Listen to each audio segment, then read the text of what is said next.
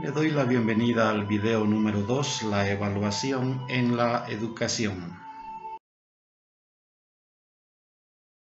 En el video anterior habíamos hablado de la evaluación en general, ahora vamos a hablar de la evaluación específicamente en el campo de la educación. En el campo educativo, las preguntas clave de la evaluación siguen siendo ¿qué quiero saber? Y ¿para qué quiero saberlo? Y el concepto básicamente sigue siendo el mismo, solo que en este caso lo aplicamos al campo educativo. En el campo educativo, todo lo que quiero saber siempre es para mejorar la educación.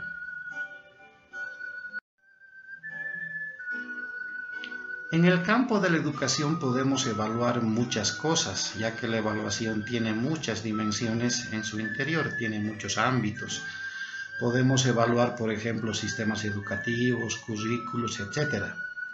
En el caso específico de este diplomado, vamos a concentrarnos en lo que es la evaluación de los resultados de aprendizaje de los estudiantes, ya que usted seguramente ha tomado el diplomado porque está interesado, está interesada en capacitarse como catedrático, como profesor para impartir una asignatura. Por lo tanto, todo lo que hablemos a continuación ha de versar sobre la evaluación de los resultados de aprendizaje de los estudiantes. Para entender cómo se evalúa los resultados de aprendizaje de los estudiantes, vamos a poner un ejemplo. La primera pregunta era, ¿qué quiero saber? En este caso, quiero saber si un estudiante conoce los acontecimientos políticos más relevantes de la Revolución Francesa. Por ejemplo, estamos en una asignatura de historia. ¿Para qué quiero saberlo? Era la segunda pregunta guía. ¿Para aprobarlo o para reprobarlo de curso? Vayamos entonces a recordar los 3 pasos que tiene todo proceso de evaluación. Paso 1, obtener información. Paso 2, formular juicios de valor. Y paso 3, tomar decisiones. Entonces, yo quiero saber si el estudiante conoce los acontecimientos políticos más relevantes de la Revolución Francesa. Paso número 1, debo obtener información. Le aplico una prueba escrita, le aplico una prueba oral y a través de la revisión de las respuestas yo me doy cuenta como profesor que el estudiante conoce 5 hechos políticos relevantes de la Revolución Francesa. Con eso he concluido el paso 1. Ahora voy al paso número 2. Voy a comparar esa información que he obtenido con un normotipo, es decir, voy a compararla con un criterio que yo debo preestablecer de antemano.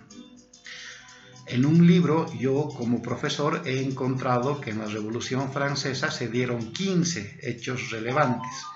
Ese es mi criterio preestablecido, ese es mi normotipo. Ahora voy a comparar la información que he obtenido. El estudiante conoce 5 hechos y el normotipo me dice que habían 15 hechos. Por lo tanto, hago mi juicio de valor.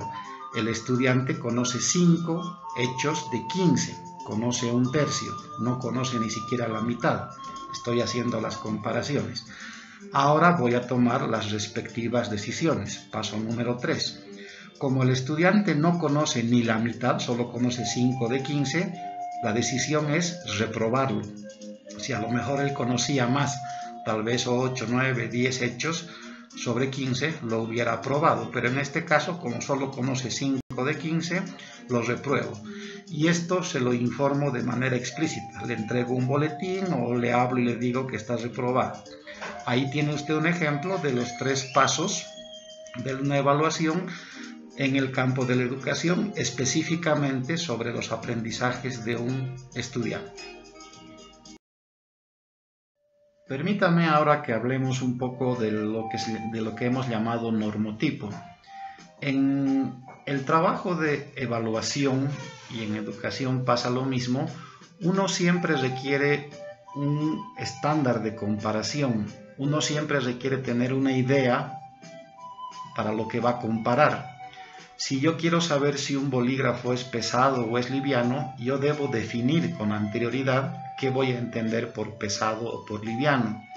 Si yo quiero saber si un estudiante conoce o no conoce ciertas cosas, yo debo definir con anterioridad qué cosas debe conocer. Eso es un normotipo. El normotipo es lo que yo estoy definiendo con anterioridad. Y en ese sentido, un normotipo siempre es un criterio subjetivo, es creación de mi mente y siempre debe estar preestablecido. Es algo que yo debo definir antes de obtener la información. Pongamos un ejemplo de un normotipo cualquiera. Tiene usted en pantalla una tablita, que es un normotipo que un catedrático, un profesor se puede inventar, por ejemplo, para calificar un trabajo de investigación de un estudiante. Yo soy profesor y le pido a mi estudiante que haga un trabajo de investigación. ¿Cómo voy a calificar el trabajo? ¿En base a qué voy a calificarlo? Todo eso yo debo definirlo con anterioridad. Ese es mi normotipo. Por ejemplo, en este caso, en la parte izquierda, yo, profesor, defino que voy a calificar el trabajo de mi estudiante en base a su presentación, en base a su organización, a su contenido, etc. Y defino, además, que voy a ponerle una escala. Voy a decir que la presentación es mala, es regular, es buena, es muy buena. Voy a decir que el contenido es malo, regular, bueno, muy bueno, en base a ciertos criterios, que son los que aparecen ahí en el centro de la tabla. Vayamos a un ejemplo. Yo voy a calificar la redacción del informe de investigación de mi estudiante. Yo voy a decir que la redacción es regular si, por ejemplo, se evidencian errores de ortografía y gramática. O voy a decir que la redacción es muy buena si no existen errores ortográficos ni de gramática. Este es un ejemplo de un normotipo cualquiera que sirve de apoyo y de ayuda a un docente que quiera calificar un trabajo de investigación de su estudiante. Estos normotipos normalmente vienen acompañados de escalas de calificación. Yo diré, por ejemplo, que si la redacción es regular, le voy a aplicar 2 puntos. Si la redacción es muy buena, le voy a aplicar 6 puntos. Todo esto define de los criterios que el catedrático, el docente vaya a definir. Y obviamente todo esto, como habíamos dicho ya varias veces, debe estar hecho con anterioridad.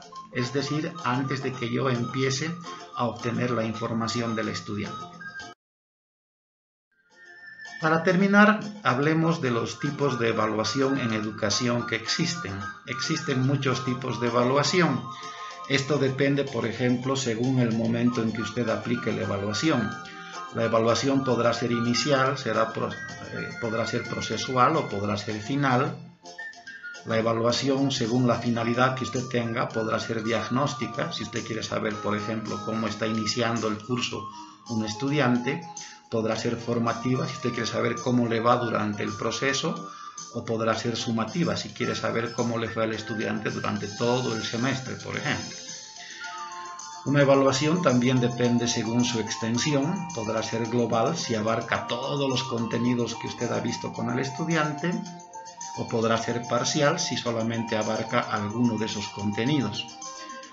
Una evaluación también depende de los sujetos que la aplican. Podrá ser interna cuando se aplica al interior de un centro educativo, o podrá ser externa cuando personas de un centro educativo, por ejemplo, evalúan a personas de otro centro educativo. En la evaluación interna existen 3 tipos de evaluación también. La primera, que es la más común, es lo que llamamos la heteroevaluación, que es cuando un docente evalúa a un estudiante. La segunda, la autoevaluación, que es cuando un estudiante se evalúa a sí mismo. Y la tercera, la coevaluación, cuando un estudiante evalúa a otro estudiante. Finalmente, existen 2 tipos de evaluación llamadas la normativa y la criterial. Estas evaluaciones dependen del estándar de comparación que se use. Si usted compara, por ejemplo, a un estudiante con el resto de estudiantes de un curso, esa es una evaluación normativa. Pero si usted compara a un estudiante con todos los estudiantes del mundo, esa es una evaluación criterial. Es decir, la evaluación criterial siempre usa criterios de comparación universales. En cambio, la evaluación normativa usa criterios de comparación focalizados. Usted se estará preguntando, yo como catedrático, yo como profesor, profesora, ¿qué evaluación voy a usar? Eso depende nuevamente de qué quiere usted saber. Si usted quiere saber cómo ese estudiante empieza el curso, es una evaluación diagnóstica. Si usted quiere saber cómo el estudiante se percibe a sí mismo, es una autoevaluación. Si usted quiere saber cómo su estudiante termina todo el semestre, es una evaluación final. Le agradezco por su atención y le esperamos en el siguiente video.